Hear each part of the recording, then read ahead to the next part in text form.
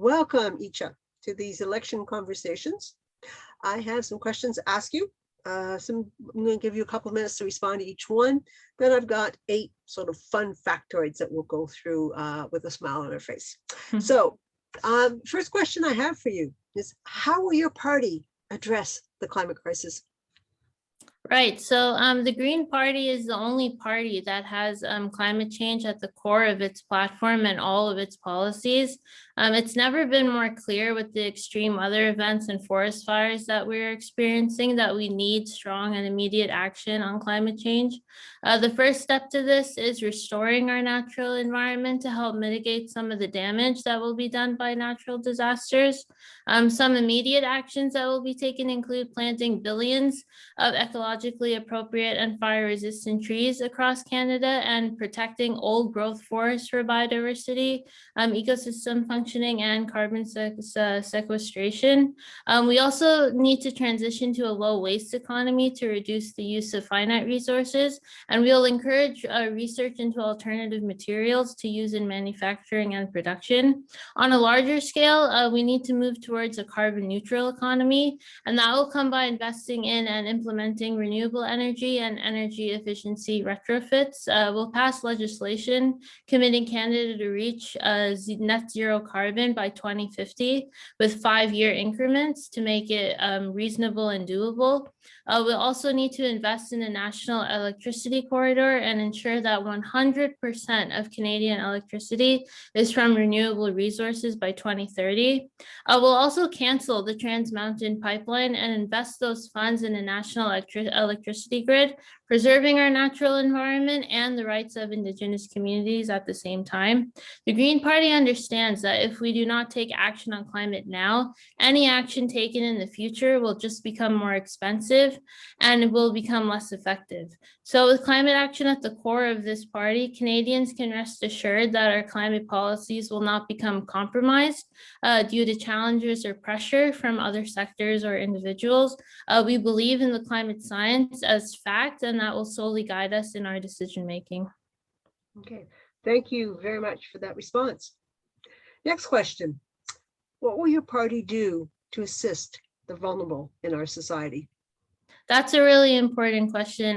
The Green Party believes that it is time to transform our social safety net to meet the demands of our constantly transforming society. Greens have pressed for a guaranteed livable income for many years that's catching on now that will cover Canadians' basic needs.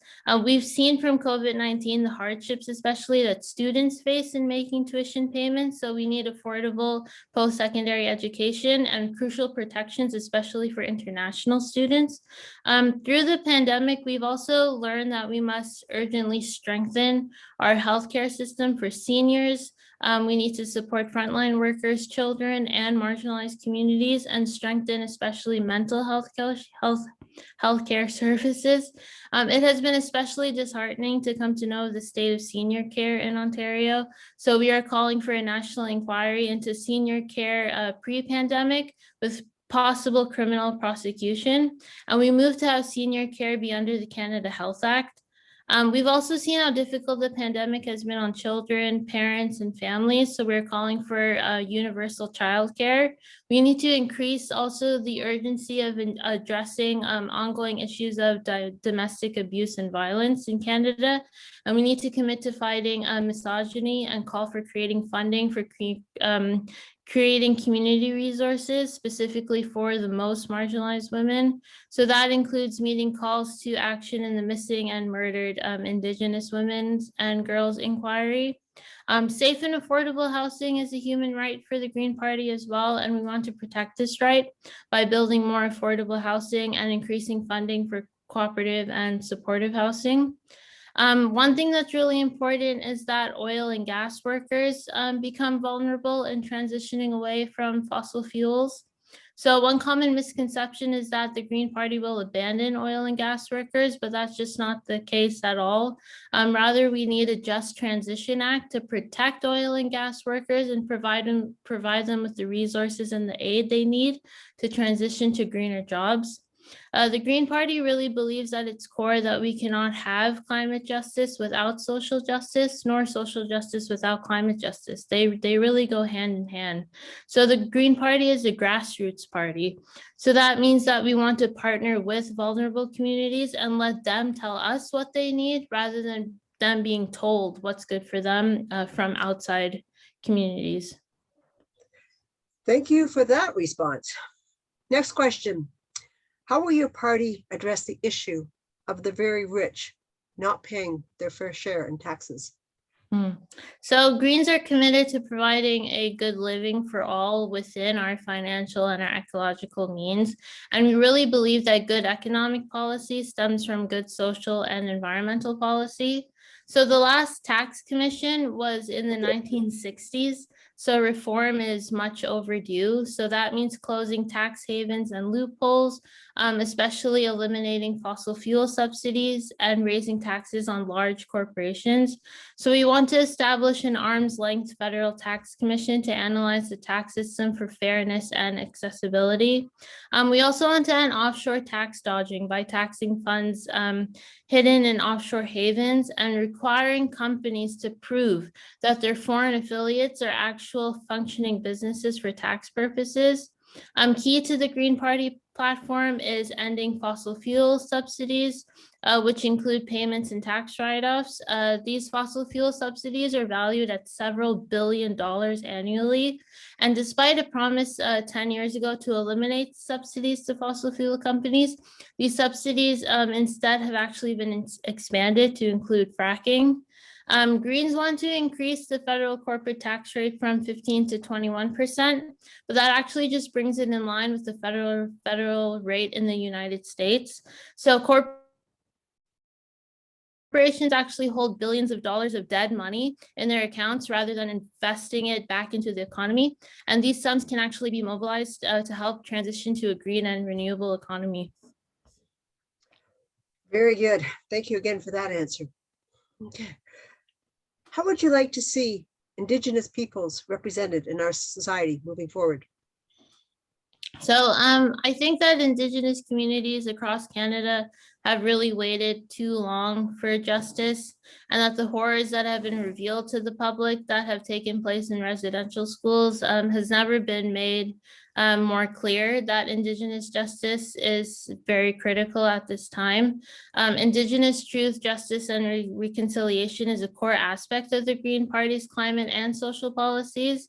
So we must pass the United Nations Declaration of Indigenous People articles, as well as the missing and murdered Indigenous women and girls call for justice. So as a grassroots party, it's not our place to prescribe onto Indigenous communities what we believe they need. Rather, we want to fund the programs that Indigenous groups identify themselves as required, especially in recovering from COVID. We need to increase government support to Indigenous people living off reserve and make air travel an essential service to the many communities across Canada that rely on air transport for all of their supplies, which is an issue that's become even more apparent and critical amid COVID. We need to put Indigenous people in charge of their own livelihoods and respect their sovereignty by establishing a nation-to-nation relationship with Canadian governments at the municipal, local, at federal and provincial levels. We need to strengthen Indigenous services ultimately in healthcare, education, housing, access to clean and safe water, just so that they become equivalent to services offered to non-Indigenous Canadians. Very good. Thank you again for that response. Last question. This is your opportunity to brag. So what abilities do you have to be a member of Parliament? Right. So I was born and raised in Richmond Hill, and I've literally seen Richmond Hill transition from a town to a city over the last 30 years. I understand the concerns that a community has on issues like rapid development, unaffordable housing, and the ultimate destruction of our green spaces in the city. So I'll represent the best interests of not only my own community here, but all Canadians, because I ultimately believe that green values are Canadian values, and that green values will help Canada become a more just and equitable place for all Canadians. This is a chance for us to move towards a more resilient society, and I have the knowledge and the leadership to stand up for what's right in Parliament. Okay, thank you. Okay, this section is our fun, fast factoid. So with a smile on our faces, I'll ask these questions. Your favorite color? Pink. Pink.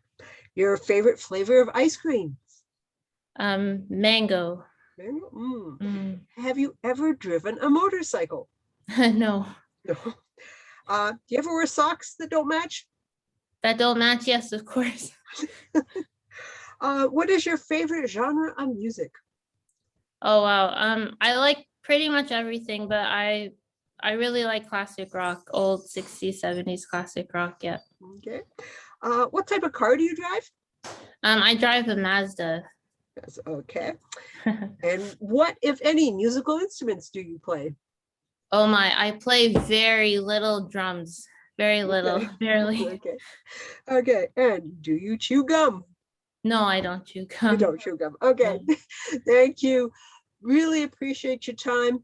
I wish Thank you, do Marj. well with all this campaign, and we'll see what the polls bring on September 20th. Thank you very much. Thank you for having me. Thank you. Bye.